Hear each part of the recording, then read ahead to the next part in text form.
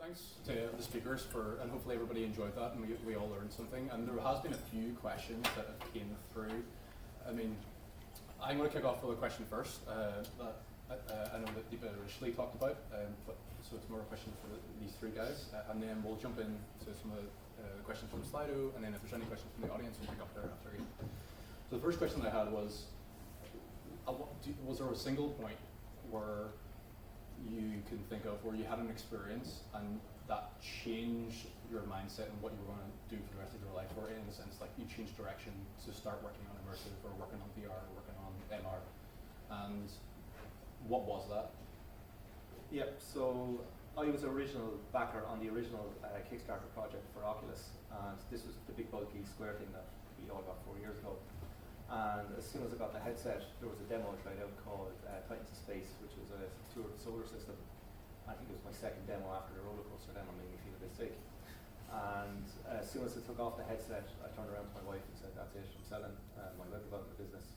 I'm going straight into VR," and I knew straight away from that instance that's exactly what I wanted to do. And I have 3 kids myself, and I've sat them in the Titans of Space, which is the solar system tour, and they could tell me what the moons of Jupiter were after just one playthrough.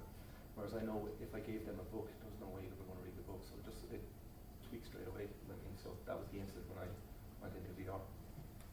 Okay. For me, it was probably in early October. I got an email that said I needed to go to the States, and I wasn't allowed to know why I had to go. And when I got there, I was informed that I was now being trained up on the HoloLens, which was going to launch 2 weeks later in Ireland. So I got a week of intensive training, and throughout that, I got to develop my own experience and play around in some of the demos I would have showed up on stage, and just blown away. Like, I'd seen the marketing videos and stuff like that, but the moment I saw that, I'm like, yeah, I definitely want to continue focusing on that marketing that. So. I'd say for myself, it was probably back in the 80s when I was playing Elite on the UC Micro, and I could imagine what would be possible. I could imagine that we were in a transition between this state in which we experience the real world and we imagine things, and the state in which our senses are entirely filled into believing that we are where we are, but it's not. So when VR came along, it didn't really surprise me, and I was kind of impressed when I had the first go, but it felt like it was always going to happen. So one of the things that came out of all of your talks actually was the idea of communication around these experiences, and how it was almost you couldn't have went back in time to paraphrase and told yourself what that change was going to be like.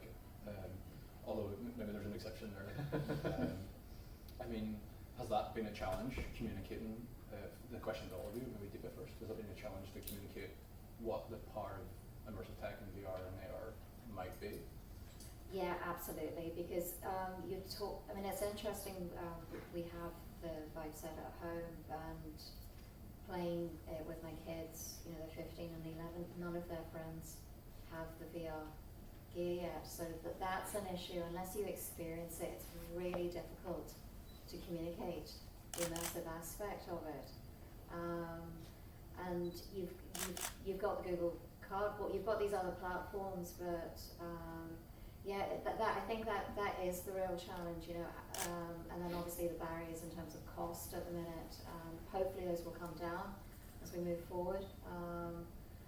But I suppose as it becomes used in more mainstream activities in terms of education and health, people will start to have access to it beyond perhaps just, you know, entertainment, and that's going to be really important as it becomes more mainstream, I think, in society. I know Microsoft has been doing a really good job at showcasing some of the mixed reality footage, and you talked about earlier in your presentation about bringing cost down. Maybe you wanna... Yeah, no, I mean, I think for cost down, some of the stuff we're doing with some of the partner headsets that we're working with will be bringing the cost down, and even they can now be used on laptops as well, which I think will help to solve that. But I think to answer the initial question, like the big problem is it's not hard to convince somebody once you've shown them. Yeah. Like the moment you put your face in the Titanic thing or the Apollo 11 one, you're just like blown away. It's instant. But the problem is the technology isn't everywhere, so it's not easy to get everybody to do it. Like our biggest problem really is, like imagine a world without television and everybody in this room just had radio, and radio is all you ever knew. And I came on the radio trying to tell you about television and kind of give you an idea. So in your head you're probably thinking it's a flip book, you know, flipping things. Until you put a headset on you, you don't fully understand VR or AR, and that's the real issue that we have now, because there's so few headsets out there. There's only 2 million high-end VR headsets out there in the world. Very few people have actually tried it. A lot of people have tried to go with cardboard and think that that's like full VR, but there's a big difference between cardboard and with the HoloLens and with high-end virtual reality. Until you try it, that's when you truly understand. What about yourself, Steve? Yeah, I agree. I think in a way, trying it unlocks the sense of what the potential is. It is transformative. I've never met somebody who took it off and went, yeah, that was so what. But at the same time, there's a utility angle or a utility discussion. It's highly entertaining. We can do so much with VR, and yet the use cases for it still are emerging. They still aren't hugely clear. Gaming's an obvious one, but you know, even in gaming, it's still not a mainstream platform. Sure. If you look at your mobile phone, for example, so if you would have told me 10 years ago that I would actually be watching most of my media on my mobile phone with applications like Netflix, I would not have believed you. If you told me I would be using my mobile phone to get around, to travel from place to place, to find places, I would not have believed you. That's mobile technology in the past 10 years. We're just at the very same stage with VR where it's just emerging. 10 years from now, nobody knows what it's going to be used for, so it's very, very exciting. Yeah. So actually, one of the questions from Slido was, I mean, what are the other cases apart from gaming? And we kind of touched a bit on healthcare and other things, but I mean, outside of your own domains, education, like what other things do you think are really compelling for immersive tech? Well, communication is definitely a huge application. So even with our Engage platform, we use it quite a lot for presentations. So we did have some members who were based in the US, and we have our virtual meeting room. So we have a virtual presentation, we have our whiteboard sessions inside, we record everybody's data, and then as soon as the meeting is over, you can sit down in a third person, replay that meeting over again, because everybody's avatar is recorded and their audio. So communication aspects for this are absolutely massive.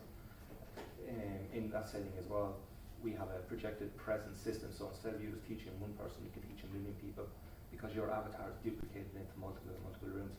So not just for education, it can be for communications. You're not going to have to get on a plane, go for a half-an-hour meeting in America and come back. That's where we see a big application for it. I think in creation or design as well is a big space, because I mean you're talking about the painting app and the VR and stuff like that, right? When you're there and you're like working in 3D, there's this weird thing that like kind of unlocks your creativity cells in your brain or something that allows you to now, you're no longer just writing on paper or trying to draw shapes on a Microsoft Paint or something. You know, you can do it in 3D, and it really opens that up. Absolutely. And you know, you mentioned Bjork, and there are other artists, including yourself, Deepa, who have seen the opportunities here quite early on, and I think that is really interesting. I think that demonstrates the need both from the viewer's perspective, but also the creator's perspective. I mean, one of the biggest challenges at the minute is in VR is just there's just a massive opportunity and endless possibilities, and that at the same time is kind of scary in terms of, you can't really do anything wrong, I guess, at the minute, and each time you create something, you create something more that pushes that immersiveness that little bit more, and you've cleared up blogs, Crystal Beasley, who's an amazing blog, and I encourage everybody else to follow, that we're kind of at VR where we are when film first came out.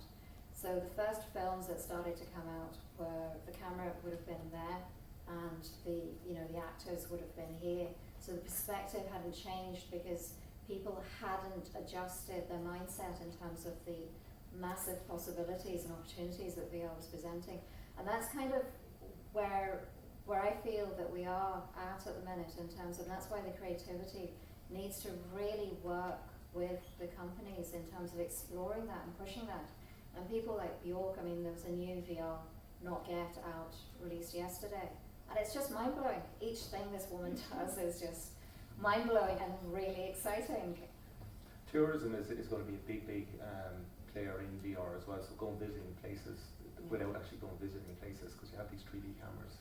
You can go in, you can look at your hotel room, or you can go look at the golf course, all through virtual reality. I definitely foresee a time where you can actually go visit your baby inside the womb of your pregnant wife as she's getting scanned, because all that 3D data can be replicated inside a virtual world. You could be in the womb with your unborn baby in virtual reality.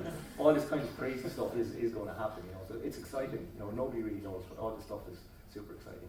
I mean, one of the other things that I've kind of thought about when you were playing the Titanic experience, just the emotional empathy that was creating. You think about perhaps what's going on in the world at the minute in terms of the migration and refugee crises, or even in terms of the conflict here in Northern Ireland. It has the potential to create huge empathy and really see the other. I don't think we've really begun to explore that fully. The Times in New York created the documentary about Syria, where they brought a 360 camera into Syria, and you're there at a refugee camp, and you really do connect. So I think news broadcasts in VR are going to be very, very powerful. Like, we're all very desensitized and detached when we see famines on the TV and war situations. But when you're in VR and you feel like you're really there, that's when people will take action. Yeah. And kind of, I think we've had our chance as adults, like we didn't really change the world. I think our children will, and when they grow up with VR and they feel like they're connecting with these people around the world, I hope the next generation of politicians will really kind of get their arse in gear and fix everything that we've broken. Yeah, I mean, one of the other things when you were talking about education, sorry, just the refugee children that are on the move, and how education gets lost in that, that's so critical to maintain that. So that you don't have another generation growing up that's kind of lost. Detached. And I mean, I think that's a really powerful tool for the future as well. So there's been quite a few questions coming in over Slido, so I'm going to pause the group and have a look at one of those. So the first one is kind of almost talking about expense again, and I think there's a question about community or what we can do together or what the community needs to support this. But the question was basically about it's expensive, and especially for the high-end headsets. And we talked a little bit about what Microsoft are doing, but what else can we do as a community to help, I guess is my interpretation of the question, or what else can we do to help subsidize that? It's very similar, I think, to other arts organisations and other scenarios in which there is the need for innovation and the need for exploration and research, but not necessarily a clear, in the short term anyway, a clear point at which you can monetize that. For big corporations like Microsoft and so forth, there's greater capabilities to do that. For a region like this, in which we are, a smaller group of people working on, smaller budgets, I think finding opportunities to link creativity in VR or AR or whatever with an outcome or a need and funding that is probably where it needs to start. That sense of there being a cluster and there being journeys that cluster can go on, exploration that they can carry on. I think this technology, this is first generation technology. So if you remember your first mobile phone, it cost the same as a house. It was about this big and it was attached to a car. That's what VR is today. The technology is just going to get smaller, more immersive, and a lot less expensive. Your first mobile phone cost $1,500. You can get a mobile phone now for €50.